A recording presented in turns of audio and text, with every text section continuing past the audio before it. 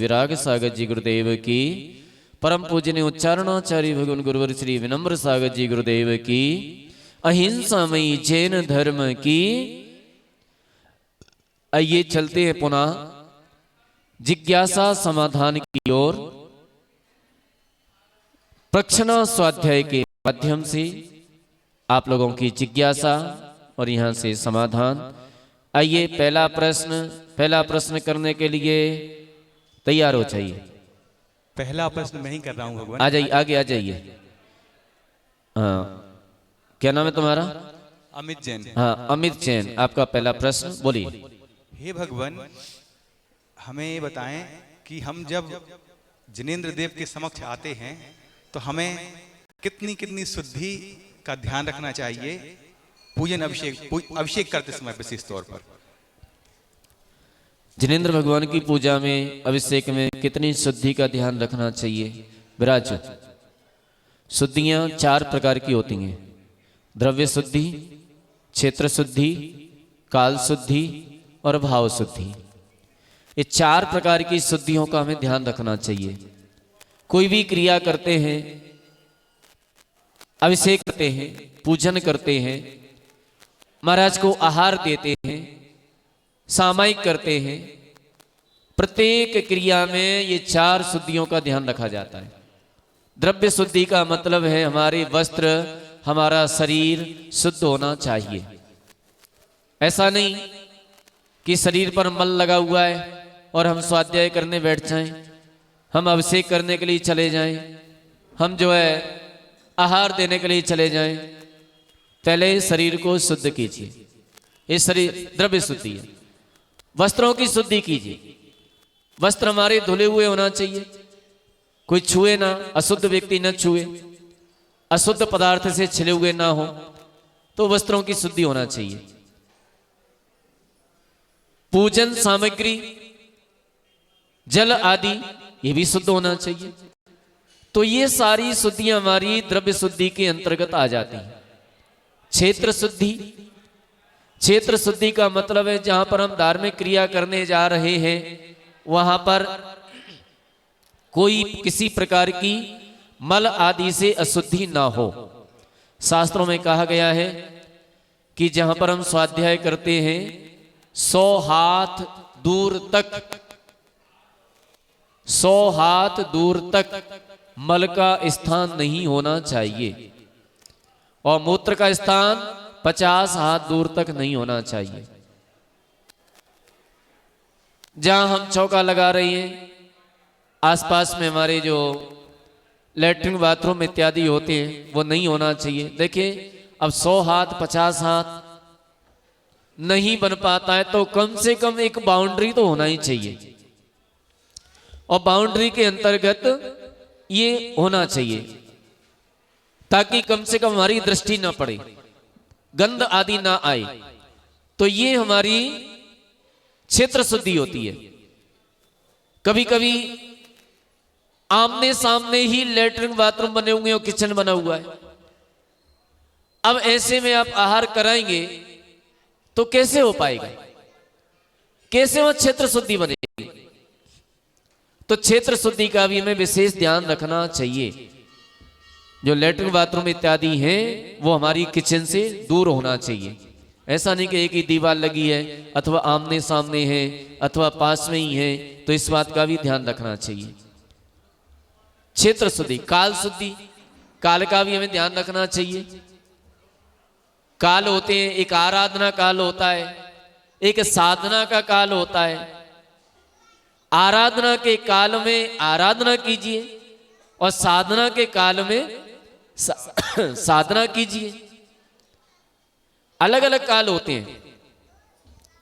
जो शाम का काल होता है वह किरकिच काल कहलाता है, किरकिच काल कहलाता है। उसमें हमेशा किच किच किच किच, ये भी आए, उनकी सुनो, उनकी सुनो। ये जो है काल होता है, इसमें हम स्वाध्याय करने बैठे हैं तो उतना मन नहीं लगेगा। यदि और इसके बाद राक्षसी काल होता है, जो अगला प्रेरणा आता है राक्षसी काल, उसमें सब राक्षसी प्रवृत्तियां होती हैं। तो उसमें भी स्वाध्याय आदि नहीं करना चाहिए। जो ब्रह्म मुहूर्त होता है, ब्रह्म मुहूर्त, ये साधना काल कहलाता है। साधना काल, इसमें साधु लोग साधना किया करते हैं, महाराज लोग सामायिक किया करते हैं। इस समय सारी राक्षसी प्रवृत्तियां सब समाप्त हो जाती हैं। चोर आदि जितनी भी राक्षसी प्रवृत्तियां हैं, खराब प्रवृत्तियां हैं, गलत प्रवृत्तियां हैं, गलत शक्तियां हैं, खोटी शक्तियां हैं, ये सब उस समय शांत हो जाती हैं। कहते हैं ना कि 4 बजे अथवा ब्रह्म मुहूर्त में किसी प्रकार का भय नहीं होता, सारे भय समाप्त हो जाते हैं। भूत प्रेत राक्षस इत्यादि सब उस समय शांत हो जाते हैं, सो जाते हैं। क्यों सो जाते हैं? उस समय साधक लोग साधना करते हैं। जो साधक लोग उठ करके साधना करते हैं, विरागी लोग साधना करते हैं, और जो भोगी लोग होते हैं वो उस समय क्या करते हैं? सोते हैं। उनकी बरगणाएं उतनी प्रभावकारी नहीं हो पाती हैं। और जो साधु लोग साधना करते हैं तो उस समय उनकी बरगणाएं विशेष प्रभावकारी होती हैं। इसलिए उन साधुओं की बरगणाएं निकलती हैं। उन साधुओं की बरगणाएं जब हमसे टच होती हैं तो हमारा मन भी शांत हो जाता है उस समय। इसलिए उस समय पढ़ाई में ज्यादा मन लगता है, पढ़ने में ज्यादा मन लगता है। जो हम पढ़ते हैं वो याद हो जाता है, स्मरण शक्ति बढ़ जाती है उस समय। क्योंकि उस समय जो गलत बरगणाएं थीं, जो भोगी लोगों की बरगणाएं थीं, वो अप्रभावकारी होती हैं। और जो साधकों की बरगणाएं होती हैं, जो साधुओं की बरगणाएं होती हैं, उस समय वे विशेष प्रभावकारी होती हैं। वो सामायिक करते हैं, साधना करते हैं। उस काल को साधना काल कहा जाता है। क्या कहते हैं उसको? साधना काल। उस समय आप साधना कीजिए। और सुबह 6 बजे से लेकर के, ये कौन सा काल है? आराधना काल है। इसमें भगवान की आराधना कीजिए। ये आराधना का काल है। अब गलत समय में, गलत काल में अच्छा कार्य करने लगे तो उतना मन नहीं लगेगा। यदि यही आराधना, भगवान की आराधना आप 6 बजे करते हैं, 7 बजे करते हैं, 8 बजे करते हैं, आपका बहुत मन लगेगा, बहुत अच्छी तरह से करेंगे। और यही पूजा आप 12 बजे आकर के करें तो क्या होगा? मन नहीं लगेगा। 11 बजे करें तो क्या होगा? उतना विशुद्धि नहीं रहेगी, उतनी मन नहीं लगेगी। मन नहीं लगेगा। क्यों नहीं लगेगा? वो समय ही नहीं है, वो समय दूसरा है। पूजन का समय अलग है। तो काल की शुद्धि का भी हमें ध्यान रखना चाहिए। जिस समय साधना का काल है उस समय साधना कीजिए, जिस समय आराधना का काल है उस समय आराधना कीजिए, और जिस समय राक्षसी काल होता है उस समय सो जाइए, उस समय सो जाओ। अब कुछ भी करने की आवश्यकता नहीं है, तो उस समय सो लो। और जिस समय साधना का काल हो जाए उस समय उठ जाओ, साधना करो।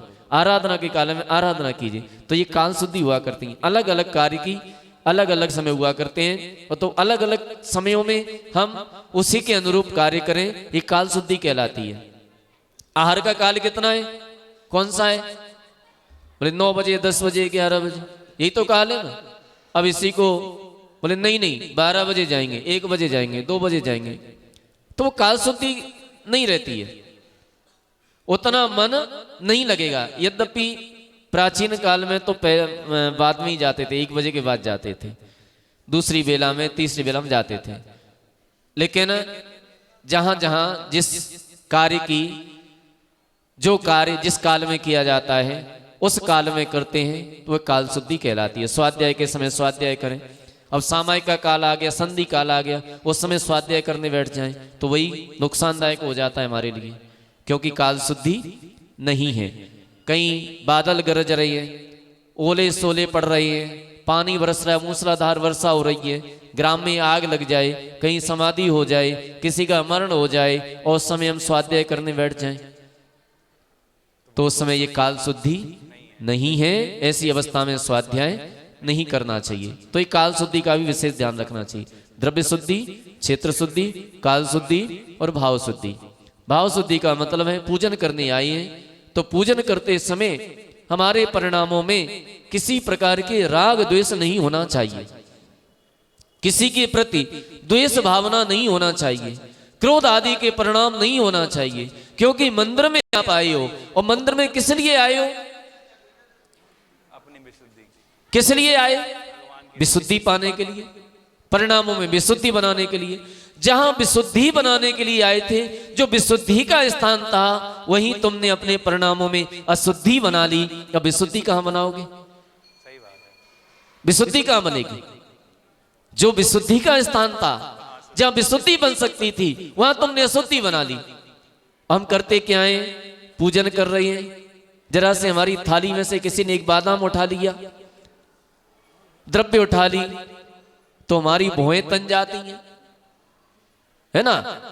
अथवा किसी ने किसी से लड़ाई है, किसी से अनबन चल रही है, और वो व्यक्ति तुम्हारी पूजन की थाली में पूजन करने लगे, खड़ा हो जाए, फिर देखो।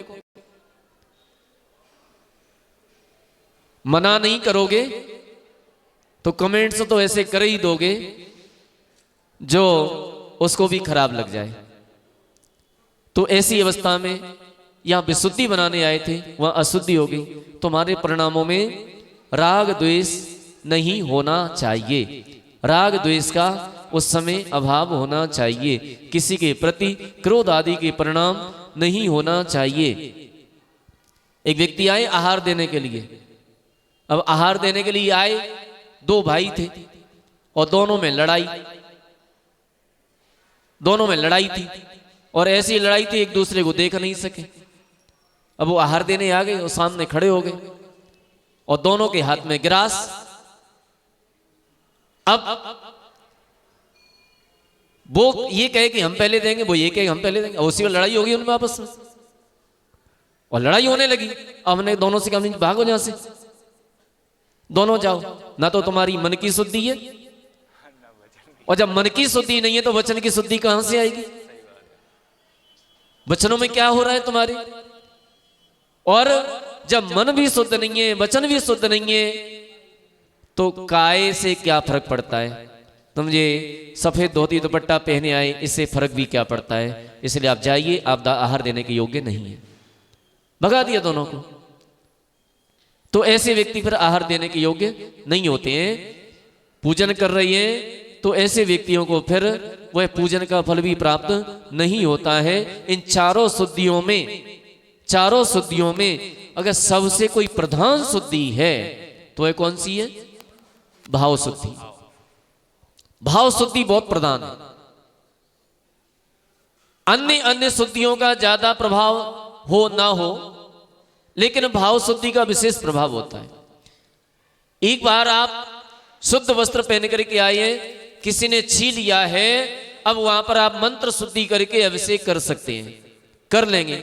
बड़े बड़े आयोजन होते हैं, पंच कल्याणक होते हैं, बड़े बड़े विधान होते हैं, यहां पर क्या चलता है? मंत्र शुद्धि चलती है। लेकिन अगर परिणामों में राग द्वेष बैठा हुआ है तो कौन से मंत्र से शुद्धि करेंगे? अब कौन से मंत्र से शुद्धि की जाएगी? अब ऐसा कोई मंत्र ढूंढो, ऐसा कोई मंत्र पढ़ो जो हमारे भावों में शुद्धि हो जाए, और भावों में शुद्धि हो गई तो बाह्य शुद्धि अपने आप हो जाएगी। ठीक है ना। यद्यपि ऐसा नहीं, हम ये नहीं कह रहे कि वो ध्यान नहीं रखना चाहिए, वो भी ध्यान रखना चाहिए।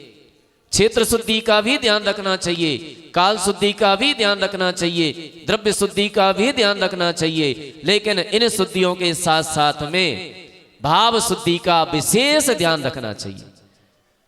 ठीक है ना। आया समझ में? भाव शुद्धि हमारी बहुत जरूरी है।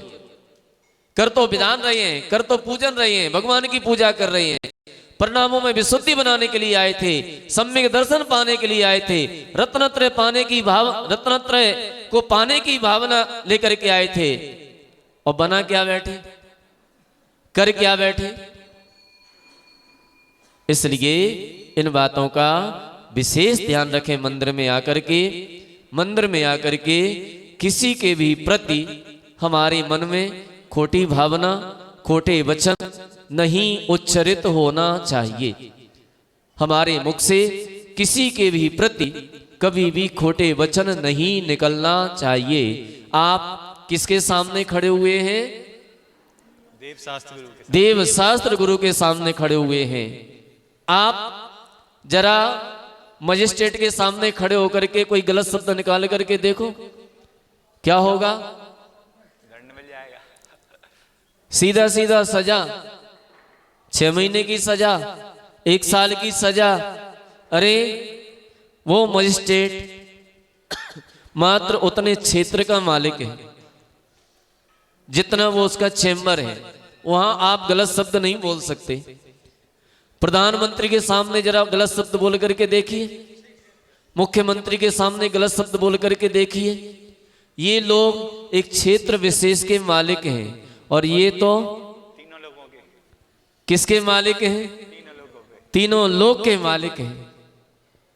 3 लोग के मालिक के सामने आप गलत शब्द नहीं बोल सकते, और बोलोगे तो जो व्यक्ति जितना बड़ा होता है उसके सामने जितना जितना हम गलत शब्द बोलते हैं उतनी ही सजा बढ़ती जाती है। ये 3 लोग के नाथ हैं, इनके सामने कोई गलत प्रयोग हम करते हैं, शारीरिक प्रयोग करते हैं, शाब्दिक प्रयोग करते हैं, मन से प्रयोग करते हैं, तो उसकी उतनी उतनी बड़ी सजा हो जाती है, या सबसे बड़ी सजा मिलती है।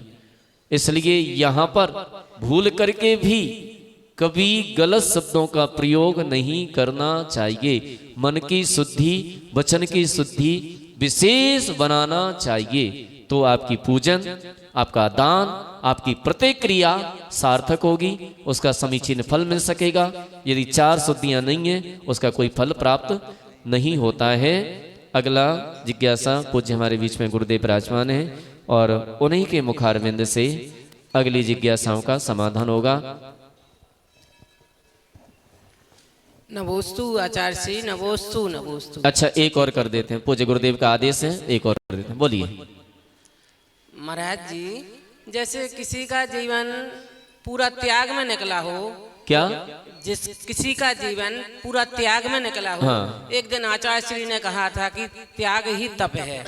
तो महाराज जी, मतलब अंत समय उनके लिए कोई मतलब ऐसी बीमारी आ जाए महाराज जी, तो उनका मतलब वो उनकी हमेशा इच्छा थी कि समाधि करवाने की इच्छा थी। बेटा हमें कभी अस्पताल नहीं ले जाना, मतलब उनका कहना था। वो अंत में हम लोग अस्पताल ही उनको ले गए। तो महाराज जी, जो उनका पाप था, तो हम लोगों का लगेगा कि उनके लिए लगेगा? जो पाप किया था, किसने किया था पाप? जो अस्पताल में ले गई। हाँ, अस्पताल जबरदस्ती, उनकी भावना नहीं थी। उनकी भावना बिल्कुल नहीं। देखिए, उनका ऐसा पूर्व कोई पाप कर्म का उदय था, ठीक है, उनका पूर्व पाप कर्म का उदय था, जो ऐसे संयोग नहीं मिल पाए। ये संयोग कोई पूर्व पुण्य का उदय होता है। हम भावना करते हैं, गुरु मूले यति निचते चैत्य सिद्धांत वार्दे सद्घोषे मम भवतु जन्म जन्मनि सन्य समन्वितम मरणम। अर्थात, हे भगवान, मेरा मरण हो तो गुरु के पाद मूल में हो, भगवान की प्रतिमा मेरे सामने हो, जिन वाणी का उद्घोष चल रहा हो और चारों तरफ यति हो, मुनि महाराज हो, ऐसा संयोग मुझे प्राप्त हो, ऐसा संयोग मुझे जन्म जन्मांतरों तक प्राप्त होता रहे। जब तक मेरी मुक्ति नहीं हो जाती तब तक ऐसा संयोग मुझे प्राप्त होता रहे। ऐसी भावना जो बातें हैं, बहुत तीव्र भावना बातें हैं, उन्हीं को ये संयोग मिल पाता है। ध्यान रखना, हर व्यक्ति को नहीं मिल पाता है। पंडित जी, आप स्वस्थ हैं ना? बिल्कुल स्वस्थ हैं। आपके बच्चों की शादी हो गई? अभी नहीं हुई। होने में कितने दिन बाकी हैं? कुछ दिन लगेंगे, 2-4 साल लगेंगे, 6 साल लगेंगे, 10 साल लगेंगे, ठीक है ना? और उसके पश्चात आप अपनी जिम्मेदारियों से निवृत्त हो चुके हैं, फिर भी घर में रुके हुए हैं और ये कहते हैं कि हमारा समाधि मरण हो जाए। तो ये भूल नहीं करना, बिल्कुल भी, बिल्कुल भी भूल नहीं करना है कि हमारा समाधि मरण हो जाएगा। अच्छे से सुन लेना, यदि हम सारे कार्यों से निवृत्त हो चुके हैं,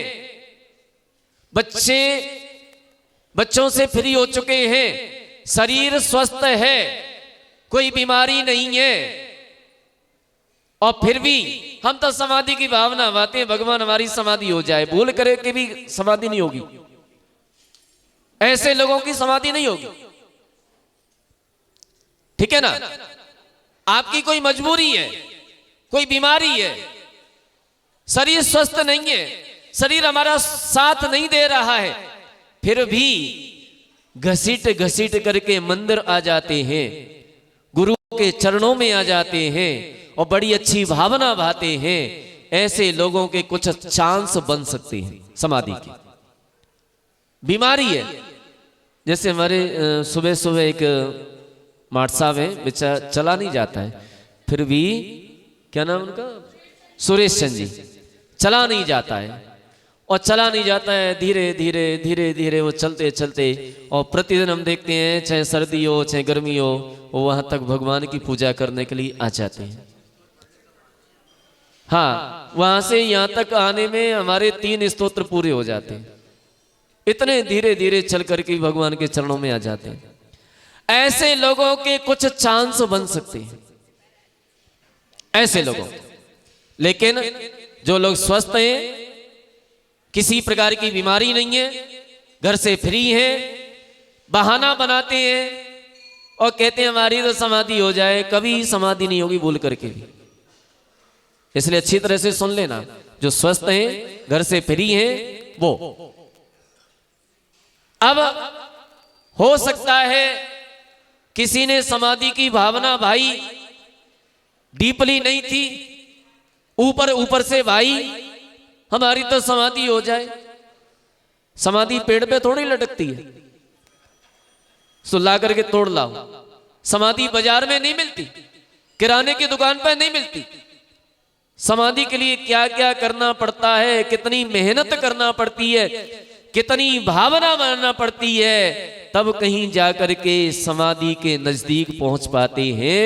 वो भी जरूरी नहीं है, क्योंकि हो सकता है आपका कोई पूर्व पाप आड़े आ जाए, ये भी कोई जरूरी नहीं है। कह रहे थे समाधि करा देना, बच्चों से कह दिया, अरे तूने बच्चों से कहा क्यों था, क्यों कहा था बच्चों से?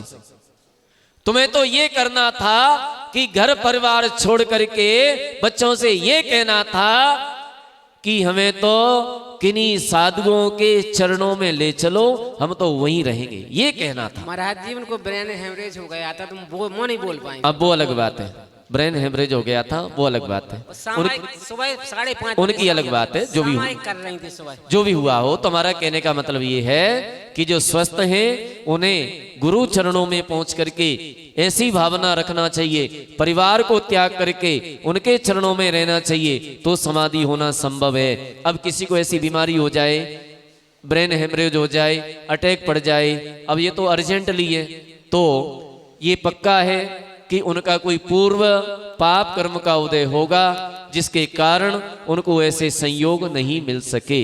और उनको भी बहुत बड़ा दोष लगता है जो अपने माता पिता की उनकी भावना के अनुरूप कार्य न करवा पाए, उन्हें भी दोष लगता है। माता पिता की भावना थी कि हमें महाराज के चरणों में ले चलना, माता पिता की भावना थी हमारी समाधि कराना, उनको ले जाकर के हॉस्पिटल में पटक दिया, ये बहुत बड़ा दोष है उनके लिए भी, ध्यान रखना। फिर वो अपनी समाधि नहीं कर पाएंगे, कितनी भी भावना भाएं। इसलिए माता पिता की सच्ची सेवा क्या है पता है?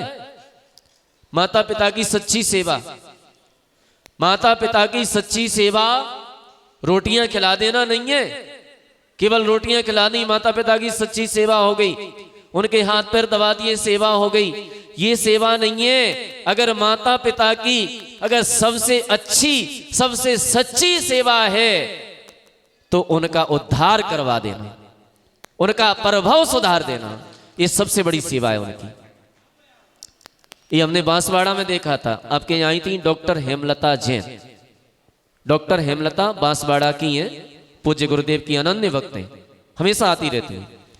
उनकी माता, उनके पिता, पिताजी अंधे, दोनों आंखें खराब, भाई है नहीं उनके, पिता की दोनों आंखें खराब, दिखाई नहीं देता है, और मां की कम से कम 10-15 साल से उन्हें गठिया वाय हो गया था, पैर सीधे नहीं होते थे उनके।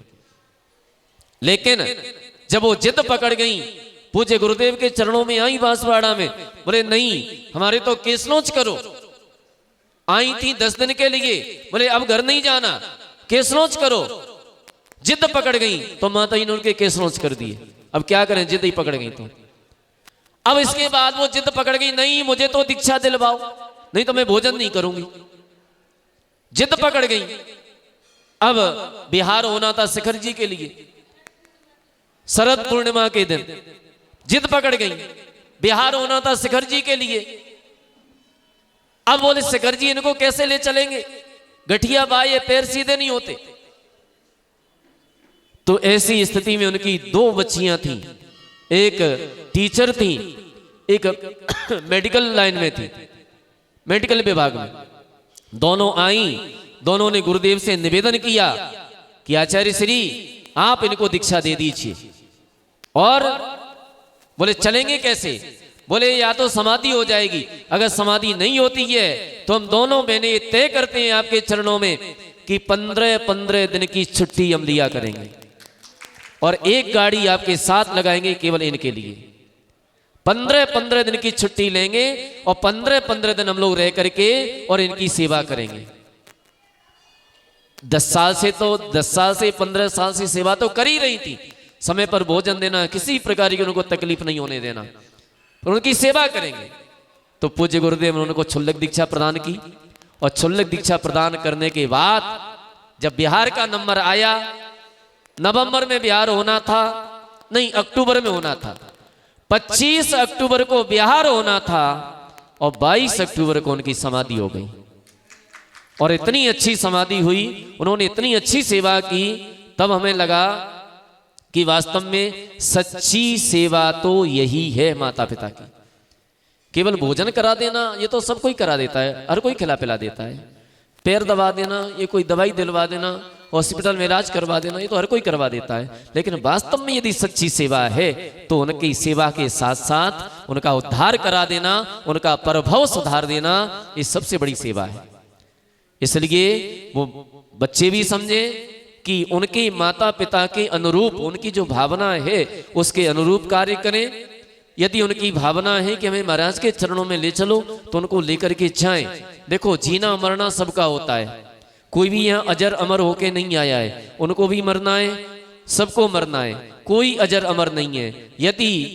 यदि वह व्यक्ति संकलितता से रहित होकर के विशुद्ध परिणामों के साथ यदि मरण करता है तो निश्चित रूप से उसका प्रभाव सुधर जाता है। और संकलितता में मरण होता है तो परभव भी बिगड़ जाता है, ये भव भी बिगड़ जाता है। इसलिए हमें बहुत अच्छी तरह से ये ध्यान रखना चाहिए, माता पिता की सेवा उनके अनुरूप उनकी कार्य करना चाहिए, तो उनको भी पुण्य लगता है। आगे चल कर के उनके भी जीवन में ऐसी स्थितियां होती हैं कि उनको भी ऐसे अवसर प्राप्त होते हैं, और यदि उनकी भावना को तोड़ देते हैं, बिगाड़ देते हैं, उनके परिणामों को बिगाड़ देते हैं, तो ध्यान रखना उनको भी ऐसे संयोग नहीं मिल पाते हैं।